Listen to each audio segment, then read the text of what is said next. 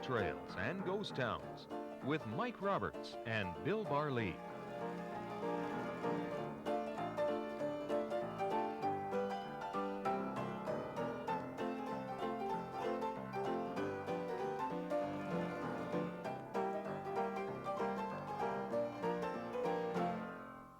Welcome to Gold Trails and Ghost Towns. I'm Mike Roberts, and with me is Bill Barlee, our resident expert in things to do with treasure and gold and silver for places from the Yukon through British Columbia and the Pacific Northwest.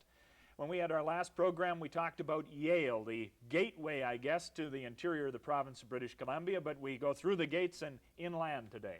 Yeah, we go up the Big Canyon, go past Lytton, up the Fraser, turn east on the old Quesnel River. And then we go to the Forks of the Quesnel.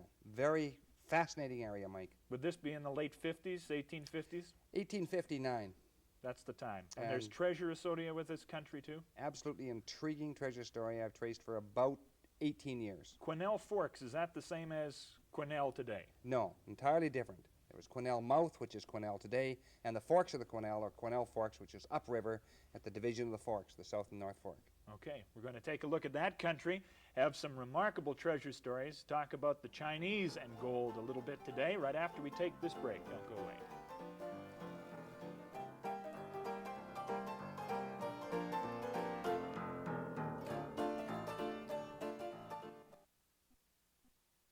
Welcome back to Gold Trails and Ghost Towns. Mike Roberts with Bill Barlee en route to Quesnel Forks, but I guess we should get a good jumping off spot. Yale would be the jumping off spot today.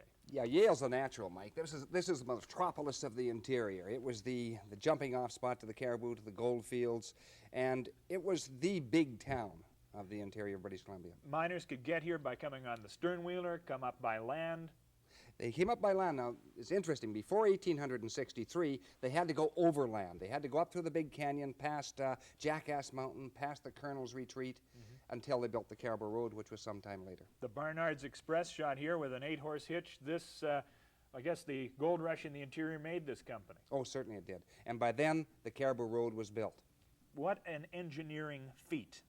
This is remarkable. They called it one of the 7 wonders of North America, and I actually think it was. They put this road through in several years, over 500 miles long, from Yale to the goldfields of the Caribou, actually to Williams Creek, and a lot of this was powder and blasting all the way through one of the most difficult terrains in the Pacific Northwest. And you can take a look at the Fraser River and the Fraser Canyon. You can't imagine how they got it through. I know, cribbing and the cantilevered road over, I mean, remarkable stuff. Oh, man.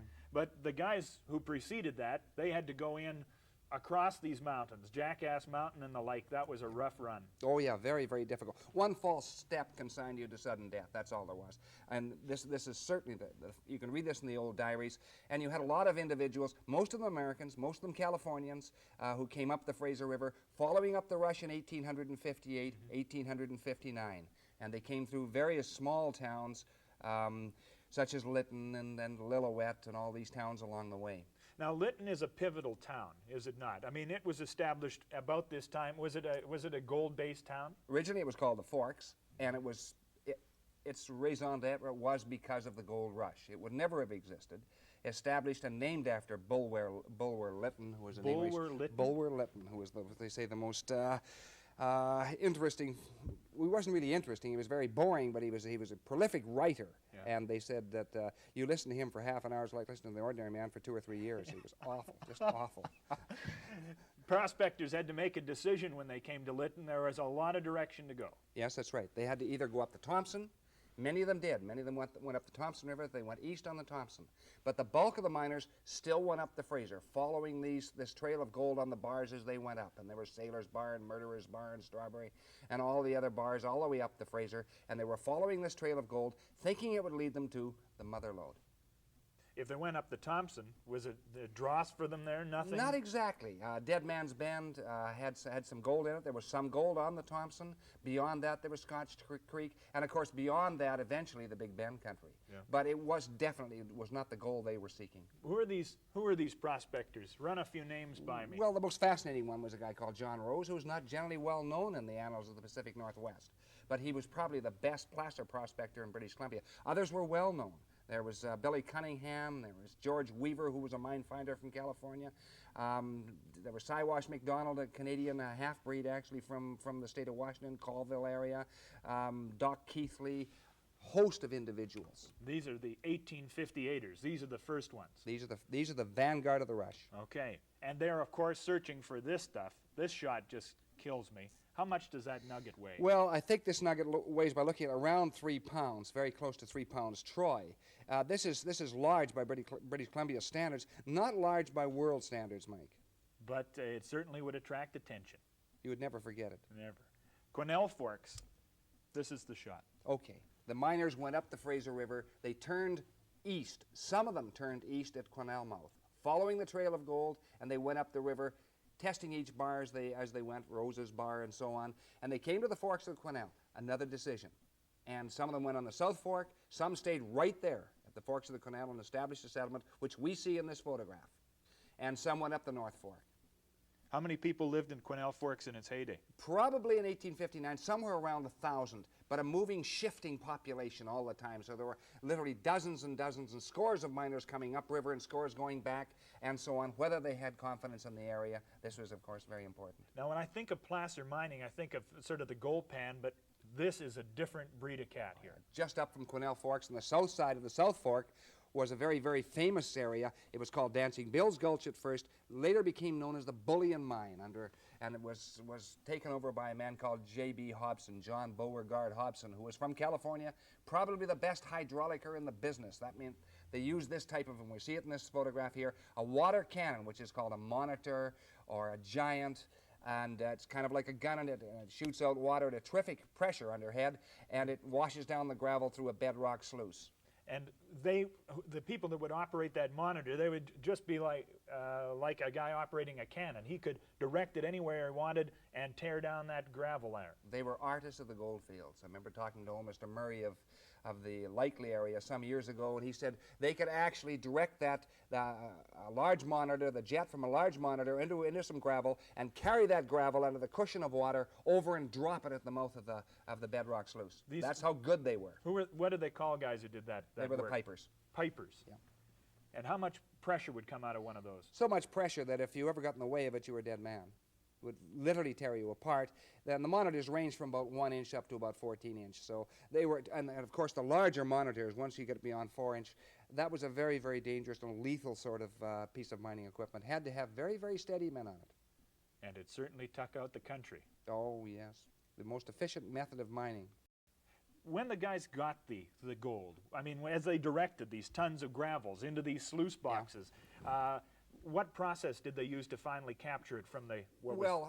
In a hydraulic mine, you usually use mercury. So they'd have mercury plates and so on, and they would use large vats of mercury to actually pick up the small gold, because the mercury has a natural affinity with gold, and so it does pick it up. Now, the ordinary miner had a different method. He was in the field, he couldn't carry very much equipment. He carried a potato and a small vial of mercury. So he'd chop the potato in half, hollow out the center, and then put the mercury in with his gold pan, and all the concentrates in the gold pan. The mercury then would pick up all the gold. He would put that pellet of mercury inside the potato, the hollow part, wire the potato together, bake it over a fire, making sure he did not absorb any of the fumes at all, because they're debilitating and deadly and can be fatal. And then he would just, after he'd baked this potato, he would reach in and pull out the mercury pellet, gave him an amalgam of gold, which would probably be about 95% pure. Good heavens. Yeah, natural. Potato alchemy. That's right. Had no idea that was the way it worked. Okay, you mentioned the fellow's name already, the fellow Hobson, who was responsible for the whole works. This is a picture of Hobson, a photograph of Hobson, probably by the 1890s. A little elderly here, possessed of a very, very fine and inventive mind. He brought water from miles and miles around to provide the head he needed to operate the bullion pit. Now, when I asked the question, how much bullion? Well, this is a bullet of bullion. This is 400 troy pounds, which today would be worth very close to $3 million. This is one of his cleanups in one season. Now, this is a whole bag more bullion. This is refined gold that he's sitting in. Yes. That's him right in the middle, right? Yes, this gold would be well over 90% pure, and of course they're guarding it pretty well. The two guards in the picture who are surrounding, and J.B. Hobson's in the center, they're looking pretty carefully at it, and they're pretty hard-nosed individuals. And people knew that they, first of all, they would have a very difficult time carrying that gold out. But this is probably well over a ton, somewhere between 1 and 2 tons of gold in that particular photograph. Just, do you have an overall value of what was produced? We don't, well, I'd have to go over all the records, Mike, but I think it's suffice to say that the mine itself, the bullion pit, was one of the deepest hydraulic pits in the world. This is not just British Columbia or the Northwest, one of the deepest in the world. There are only 2 others that come fairly close, one in California, one in Russia.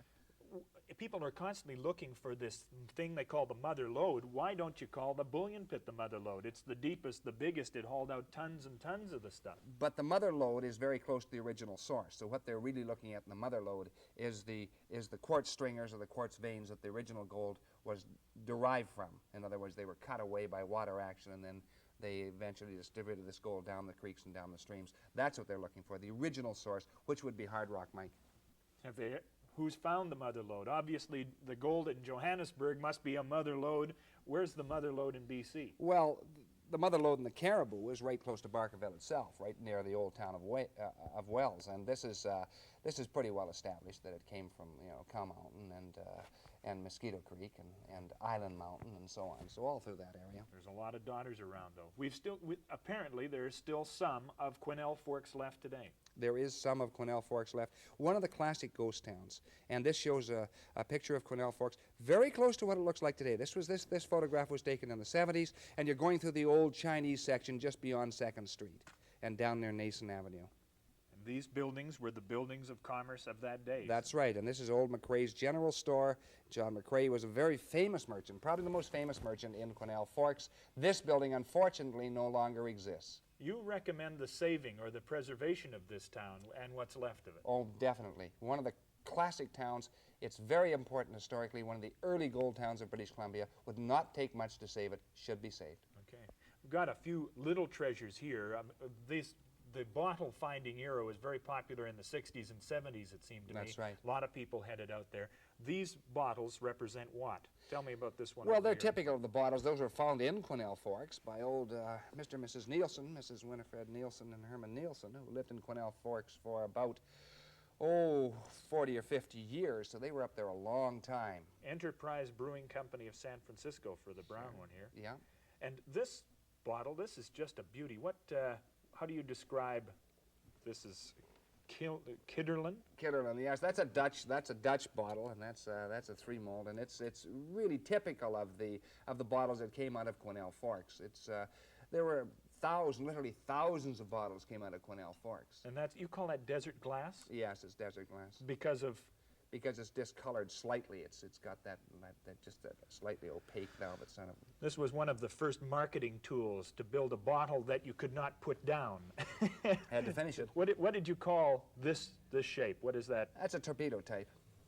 And what would come in it? Well, probably soda in that particular bottle. And what would be the function of having a bottle that you couldn't put down? Did it carry better this way, or? I don't really know, Mike, but I know this, that they didn't break too easily. So, oh, I know. I mean, you could probably drop that on cement, and it would still be. I wouldn't advise it, but it would probably still survive the impact. Right. The treasure story that is fascinating. Talked a little about the mother lode. The bullion pit had to be an attractive piece of wealth, but the Chinese enter the picture at this time. Tell me about the Chinese treasure. Well, the Chinese treasure is very, very interesting. And you must realize, you must study the character of the Chinese themselves. And this is one of the original Chinese in the area. This is Lim Sing. And he was a son of Ah Tom, who was called China Tom. And he owned a store in Quesnel Forks, and he was one of the individuals who knew of the existence of the so-called lost Chinese mine. And it's been rumored for years, and I never got the hard facts until a few months ago, actually. All right, we're going to take a break here, but we'll come back in just a second to find out about this treasure, and we'll do that right after these words. Don't go away.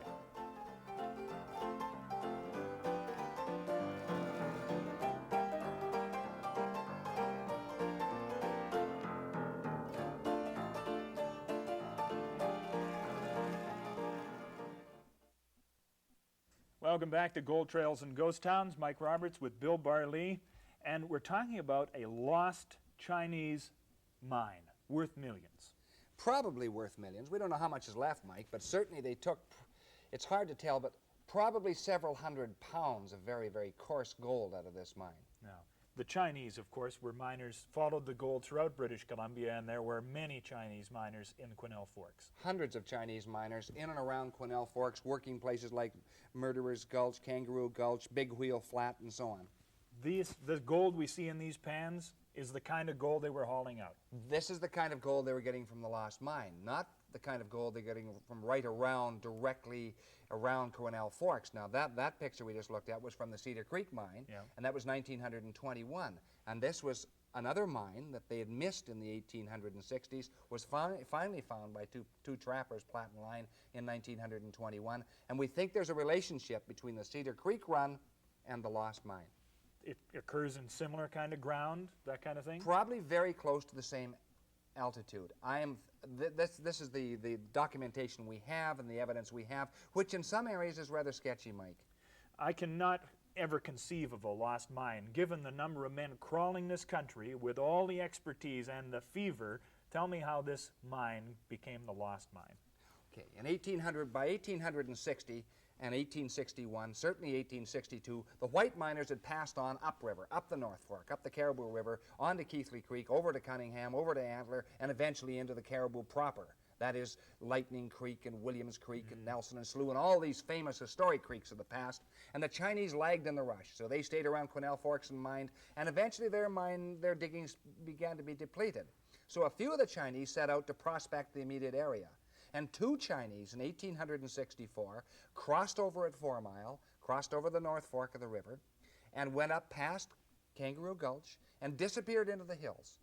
They returned a few days later, loaded down with pokes, leather pokes of gold, and it was coarse lead gold like the gold we'd seen in the picture. Now this indicates the area they were going into. So we see Quesnel Forks, we're looking north, and somewhere in those hills back there, according to the Chinese, according to Ah Tip and according to Ah Tom and all the other Chinese individuals who were concerned with this mine, it was about 9 or 10 miles from Quesnel Forks, probably what they called half-dry digging, so they would use a rocker there rather than sluice, so it probably was a high ancient channel. And how long did these Chinese miners utilize this load here, this wonderful richness? It was so rich, they mined 1864, 65, 66, and 67. By that date, they had achieved multi-millionaire status in China. They decided to go back to Canton. They took their gold with them, went back to Canton, ready to retire in absolute luxury like medieval princes. The living was so riotous and so high for the older Chinese, he died. And the younger Chinese stayed there right till 1871. Lived like a prince. Was not too worried. Felt that if he ran out of money, and he wasn't well schooled in that he could come back to Quesnel Forks, rework his old mine. He did run out of money in 1871.